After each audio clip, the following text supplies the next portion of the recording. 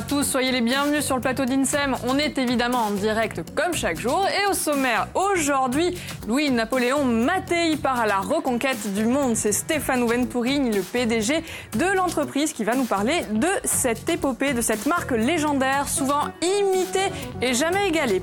Faustine à suivre fera de vous le nouveau Bill Gates. C'est promis, Faustine? Exactement, plein de trucs et astuces pour devenir riche. C'est génial, non? On va prendre des notes. Vous allez voir ça. À suivre le choix de Serge. Jacques, qui est performeur décalé, était sur la scène de Calvi on the Rocks.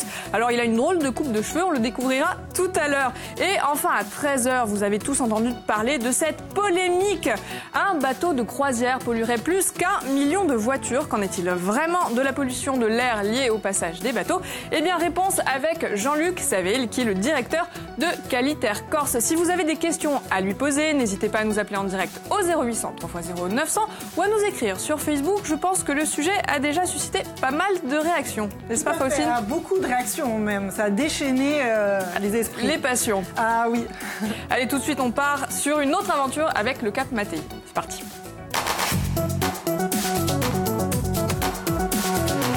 Fanou, bonjour. Bienvenue. Merci d'être avec nous sur le plateau d'INSEM. Alors aujourd'hui, vous êtes là en qualité de PDG du Cap Corse Mattei. C'est une autre aventure. Une fois n'est pas coutume, sur le plateau, on a décidé quand même de parler d'une marque. Elle est vieille de 145 ans. Alors on peut quand même considérer qu'elle fait partie du patrimoine corse. Chacun d'entre nous, je pense, sans trop extrapoler, a déjà vu dans le buffet des grands-parents une bouteille du breuvage. Mais l'idée et l'objectif, c'est de faire peau neuve. Alors pour la petite histoire, le Cap Mattei, c'est un apéritif qui est à base de quoi? C'est un apéritif qui est à base de quinquina. C'est une plante qui pousse généralement en Équateur. C'est ça. Voilà, donc c'est ça, c'est ce qu'on voit. C'est la base de ce produit. Parce qu'au départ, on buvait ce produit pour boire de la quinine.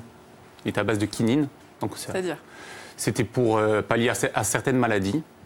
Donc c'est comme ça qu'il a été créé. Puis après, très vite, il s'est démocratisé et c'est devenu un apéritif qui a été vendu à travers le monde. Un petit peu à l'instar de la boisson gazeuse pour se soigner.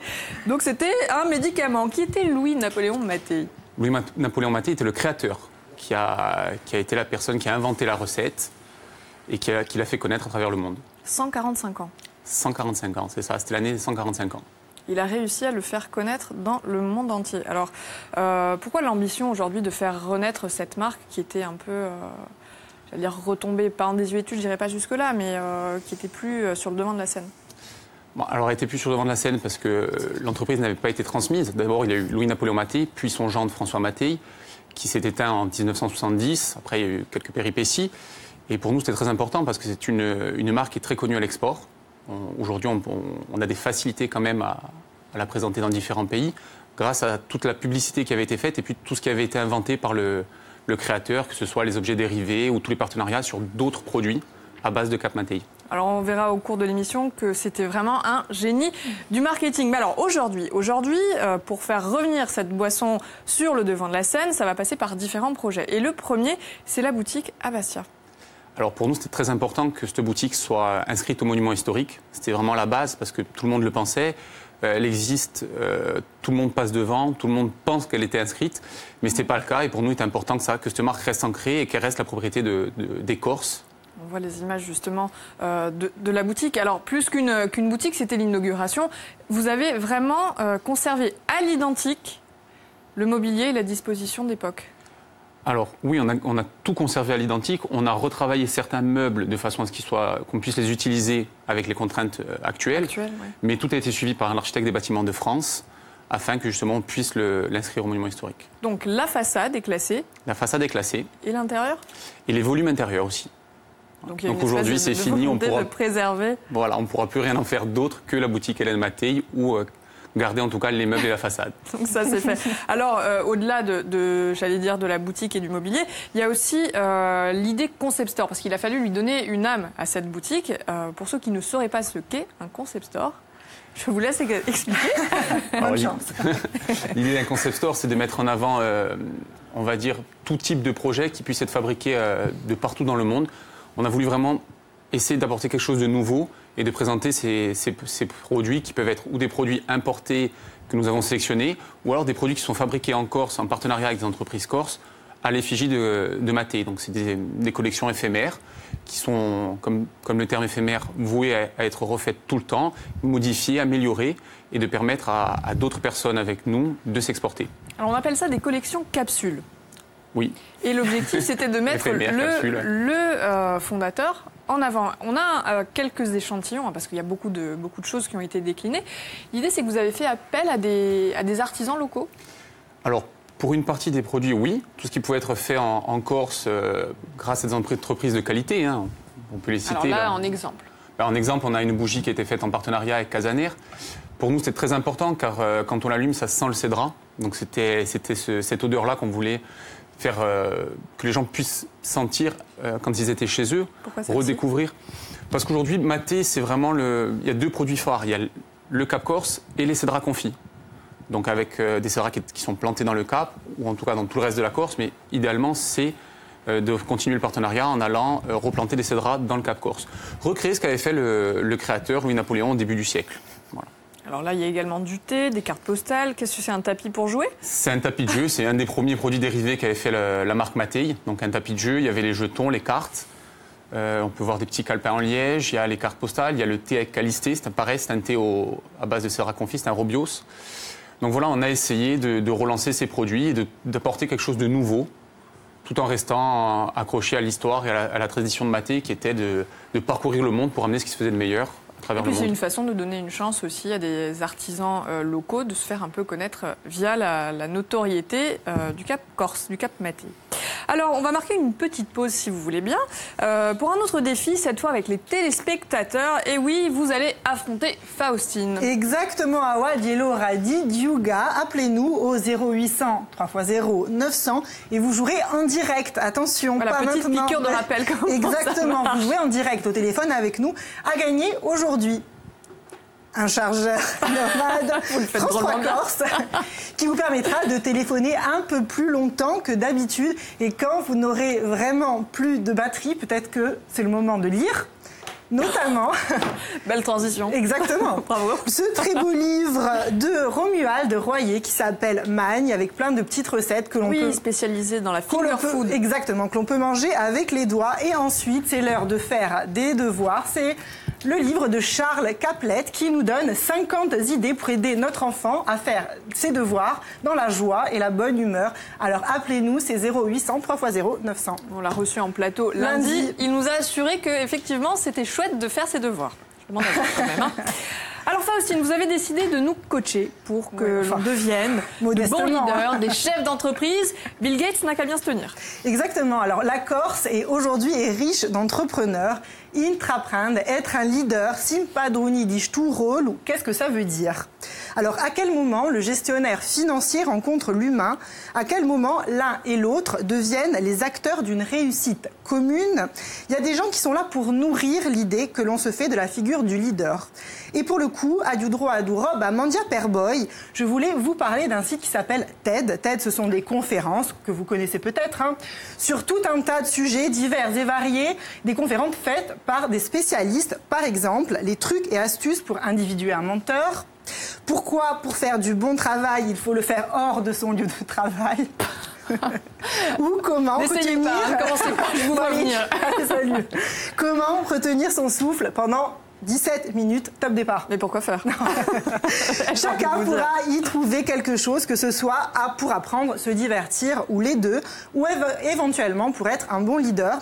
Et on a de très bons exemples dans cette veine-là. Le premier, c'est comment les bons leaders génèrent de l'action. Simon Sinek, un entrepreneur et expert en leadership, nous explique ce qui fait la différence entre un entrepreneur et un leader. Le secret est très simple.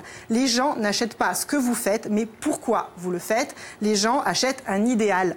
Il fait la différence entre les marques qui créent un produit pour le vendre et les marques qui créent un produit pour partager un rêve et qui du coup le vendent en fait encore mieux. Ensuite, il y a une autre intervention, c'est celle du général Stanley McChrystal qui a mené plusieurs troupes en Afghanistan. Et il nous explique ce qu'il a appris sur le leadership. Il nous dit savoir mener, c'est d'abord savoir écouter, savoir apprendre. Et le leader n'a pas peur d'admettre qu'il échoue, même face à ses troupes. Et enfin, pour finir, c'est sûrement la plus émouvante des trois, c'est une intervention de Steve Jobs.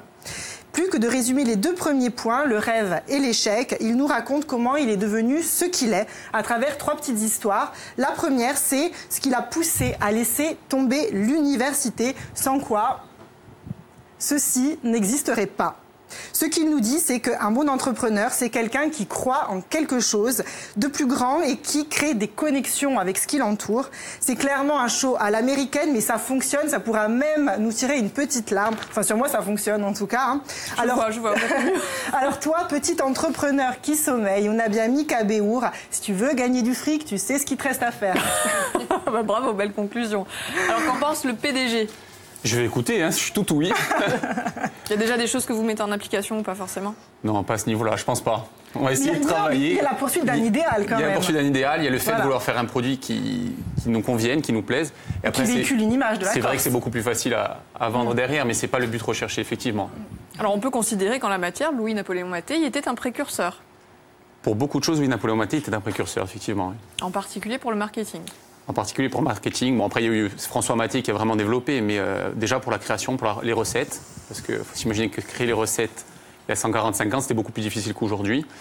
Et voilà, après, c'est un précurseur dans la commercialisation. Et dans la communication. Tout à fait. On peut le voir à travers toutes ces cartes postales ou toutes les communications qui ont été faites dans les différents pays pour le début du siècle.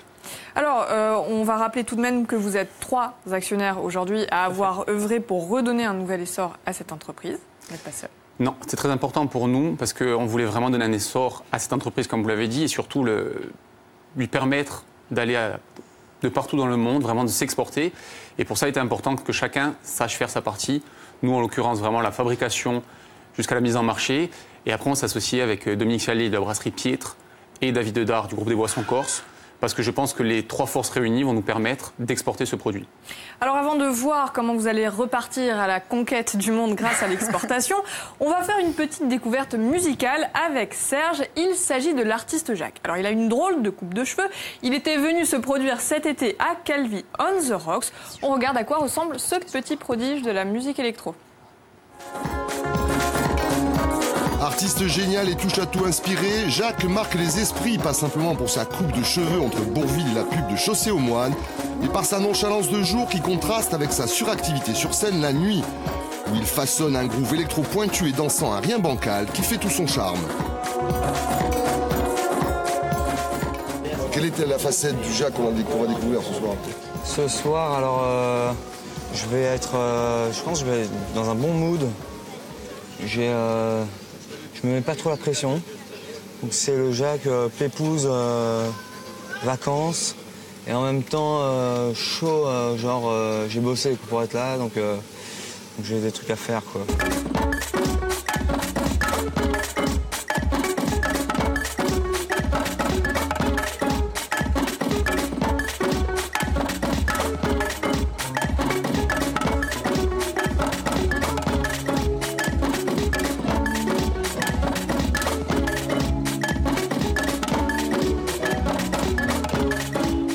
Faire les balances, il y a un côté laborantin, quoi. On a l'impression que tu es un alchimiste avec tous ces objets, tous ces sons qui sont en boucle. Il y a un côté vraiment, il te manquerait plus que la blouse blanche et on se croirait un peu dans l'alchimiste, quoi. Ouais. Alors, j'ai déjà porté la blouse en concert. Hein. Ah, il y a des brouettes, ouais. Mais ouais, j'aime bien le côté, j'aime bien avoir beaucoup d'objets, comme ça je peux me perdre un peu dedans, et puis c'est les petits accidents que j'aime bien capturer, et puis c'est vrai que, comme tu disais, tout est en boucle, quoi. Si je fais de la musique très répétitive, hein. Il y a des musiques qui sont beaucoup moins répétitives, qui sont très belles aussi. Et moi j'ai une façon de faire de la musique là, en ce moment, où c'est vraiment très répétitif. Mais c'est la répétition qui m'entraîne dans une espèce de transe.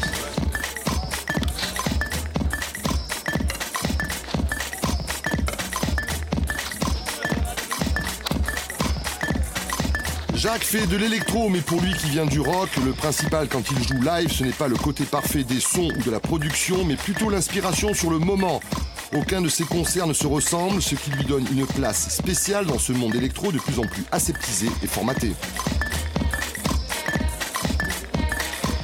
Moi, j'aime bien quand c'est un peu bordélique déjà, et puis il n'y a rien qui est ce qu'on appelle quantisé, donc ma musique elle est vraiment, si j'enregistre mal le truc ou pas en rythme, ça reste pas en rythme, et ça me convient.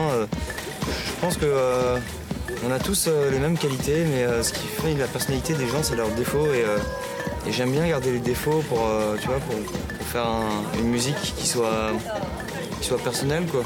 Mais c'est vrai que dans la scène électro, ce qui est sûr, c'est que si tu veux voir un gars jouer avec des objets et faire de la techno avec, il était obligé de m'appeler moi, quoi. Après, peut-être que ça ne durera pas, peut-être qu'il y aura d'autres gars, peut-être au Mexique ou en Chine, qui feront ça, qu'ils auront vu sur le net de loin et se diront « Ah ouais, il y a des gars qui font ça, en fait, il n'y avait que moi ».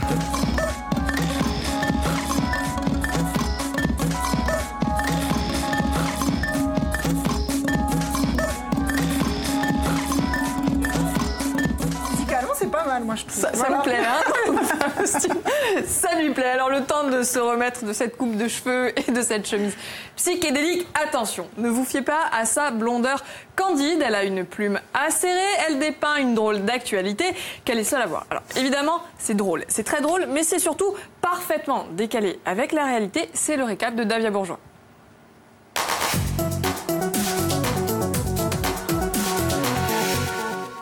Madame, monsieur, bonjour. Célia Petroni, bonjour. Mardi, pas d'émission. Il y avait grève. Et c'était l'anniversaire de Mylène Farmer. Comme elle passe ses vacances dans l'extrême sud de la Corse, on sait que Mylène est totalement fan de Célia Petroni. D'ailleurs, elle a demandé à Jérôme Polverini, le maire de Piano Tollicaldarello, la retransmission en direct chaque jour de l'émission INSEM. Joyeux anniversaire, Mylène Farmer. Politique à présent, le député Michel Castellani n'est pas très Mylène Farmer, puisqu'il a choisi un ex du Parti démocrate chrétien comme attaché parlementaire. Jean-Félix Aquavive a déjà utilisé toutes ses promos sur la collection costume de la Redoute. Nos confrères de Corse Matin nous annoncent que Camille de Rocazère, c'est une bonne nouvelle, bouge encore. Et enfin, Jean-Christophe Angelini nous fait part sur son compte Twitter qu'il fait à nouveau la une du dernier numéro de Vogue. Voilà, c'est fait. Vous aviez envie de vous livrer, hein, ma chère Davia, j'ai l'impression. Tout à fait, Célia Petroni. Et pour être dans la confidence, moi, je suis un peu nostalgique aujourd'hui. Voire un brin jalouse de la destinée qui aurait pu être la mienne. En 1800 et quelques, l'un de mes ancêtres crée une distillerie à Bastia. Cet arrière-grand-père a choisi un nom prometteur, Ponteno, pour sa boisson phare. Forcément, avec Ponteno, ça pouvait que mal finir, cette histoire. Mattei survivra pour encore se développer, les Mattei n'ayant pas choisi Waterloo pour vendre leur Cap Corse. Alors moi, aujourd'hui, je me rêve entrepreneuse. En chemise blanche impeccable, critiquant la grève de lundi et vomissant sur la délurée Farmer, je vivrais dans un duplex doré, à Baléone, et sirotant de la myrte glacée versée dans ma chaussure taillée dans un châtaignier venu d'ailleurs. J'irai à Mourte, au lycée célébrer mes 50 ans, faire du golf à Spérone, taper dans la balle au casone. Mais une petite voix, dans ma tête, m'interpelle. Davia, cliché. Les gens qui ont réussi n'ont pas le monopole du mauvais goût. Regarde donc tes amis artistes. C'est vrai, me dis-je. Un peu gênée par ces pensées, je poursuivis l'écriture de ma chronique. Davia, me dis-je à nouveau, ne t'inquiète pas, personne n'en saura rien. Merci de votre attention. Merci Célia. Merci à tous et à Doumal. Merci.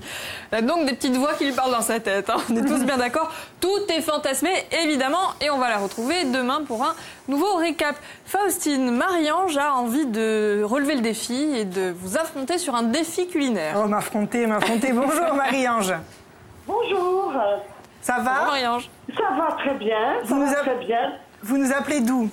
Je vous appelle d'Ajaccio, je vous suis, vous êtes extraordinaire. Oh, merci beaucoup Marie-Ange. Je vous embrasse bien fort, mais attention, il va falloir quand même répondre à la question. Marie-Ange, le jeu d'aujourd'hui, il faut trouver une recette. Vous allez voir les ingrédients s'afficher. C'est une recette de chez nous qui est assez connue. Regardez les ingrédients. Voilà. C'est une recette dans laquelle on mélange du brooch ou avec des blettes. Oui. Pour en faire des boulettes que l'on met dans la sauce tomate. Oui. Est-ce que ça vous dit quelque chose? C'est bien parce qu'on peut noter la recette en même temps. On peut noter. Oui, mais on m'a dit de m'éloigner de la télévision, de ne pas regarder. Alors, je ne suis pas devant la télé. Alors, on va voir la recette. Il y a deux bottes. Elle a disparu. Il y avait deux bottes de quoi? Alors, écoutez, moi, je la connais, la recette. 400 grammes de brooch. Il y a du brooch. Il y a du brooch. Il y a des blettes, on fait des boulettes que l'on met dans la sauce tomate. Et je vous donne un autre indice. Dans le titre de la recette, il y a un lien avec l'église. Ah, un jeu de mots. Oui, je sais, je vous ai vu l'autre jour quand vous l'avez fait avec Marina. Alors, qu'est-ce que c'est? Il y a prêtre. Prêtre, il y a prêtre dans le mot. Il y a traître. Oui. Non, prêtre de l'église. Allez, littéralement, on tend les prêtres. C'est pas très sympa, mais c'est bon à manger. Ah, je vous entends très mal. Bon, c'est pas grave. Aucune idée. Blettes et broches, à Ajaccio, on fait les blettes, vous savez, avec Sébastien, ça se fait partout. Bon, ça allez, sur toi, Bastien. Vous donnez votre langue au chat, Marie-Ange. Allez, je donne ma langue au chat, allez. C'est tout ça vrai, dit. Ah, voilà, ouais. Bon, on offre quand même un cadeau. Allez, un lot de consolation, Marie-Ange. Quand même. Merci d'avoir appelé, Marie-Ange. Merci beaucoup. On vous embrasse bien fort, on vous souhaite une bonne journée. À bientôt. Merci, au revoir. Allez, revenons-en au Cap Mattei, si vous le voulez bien. Il s'exporte dans le monde entier. Et pour que ce soit possible, il a fallu faire de gros investissements, je pense notamment au niveau de l'embouteillage. Oui, entre autres, au niveau de l'embouteillage, parce qu'il a fallu se munir d'une unité qui soit capable de produire des produits qui puissent intégrer tous les pays, parce que chaque pays a ses normes. En l'occurrence, les États-Unis, il y a un système d'étiquetage, il y a un poids réglementaire pour les bouteilles. Donc chaque pays a ses différentes normes. Il a fallu s'adapter. Chaque pays est différent. Chaque pays est différent par rapport aux normes d'entrée dans le pays. Et alors, qui est-ce qui achète? Alors aujourd'hui, c'est le plus gros client pour l'instant, ce sont les États-Unis, l'Allemagne, l'Angleterre, Suède, Pays-Bas. On est en discussion avec tous les pays frontaliers, Suisse, Espagne, Italie, Autriche, Luxembourg. Donc ça, c'est en discussion, c'est bien avancé. Donc on aimerait concrétiser et développer un peu plus ces pays. Et après, s'ouvrir sur d'autres pays comme l'Australie ou l'Asie. Alors, quand je parle d'investissement au niveau de l'embouteillage, c'est parce que vous avez eu le souhait de conserver la bouteille quasiment à l'identique. Alors, c'était un souhait, puis pour nous, c'était primordial de garder ce qu'avait fait le créateur. Après, avec des contraintes qui sont les contraintes d'aujourd'hui, c'est-à-dire au niveau des litrages, certains pays n'acceptent pas tel ou tel type de quantité. Donc, par exemple, aujourd'hui, le litrage qui passe de partout dans le monde, c'est le 75 centilitres pour ces produits-là, et non pas le litre. Donc, il a fallu redessiner la bouteille en 75 centilitres, mais garder les gravures à l'envers comme c'était fait. Donc voilà, c'est ce que nous avons voulu adapter, et c'est un moule qui a été fabriqué en France. Oui.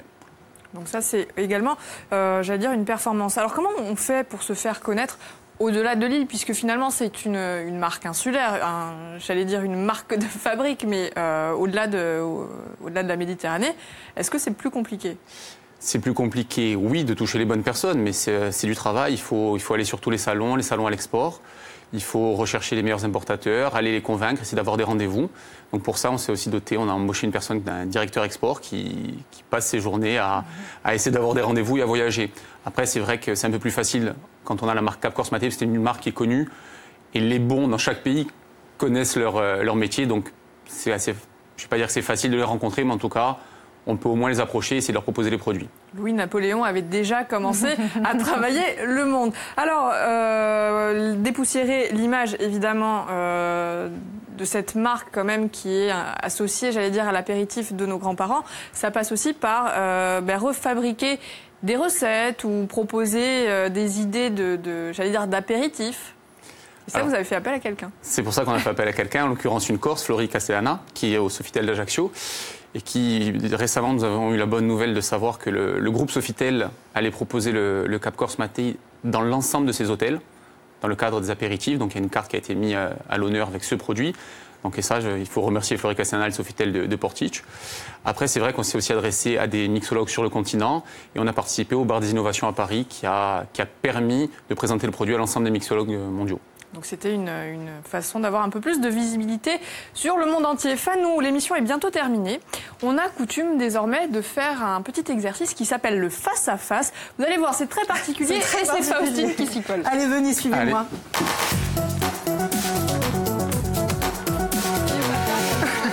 On se détend.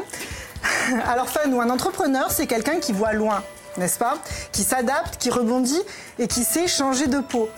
On est d'accord. Attention, Louis-Napoléon veille. Fanou, vous n'êtes plus Fanou Venturini, vous êtes Brigitte Macron.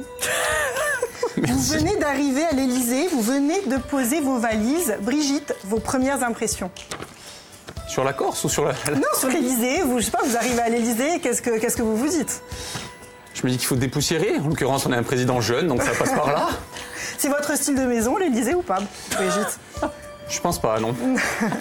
Vous avez laissé votre activité de professeur, donc vous changez de vie, Brigitte. Vous pourriez aller jusqu'où, par amour? Je pense que j'en ai déjà fait beaucoup en mettant quelqu'un de 20 années de moins que moi.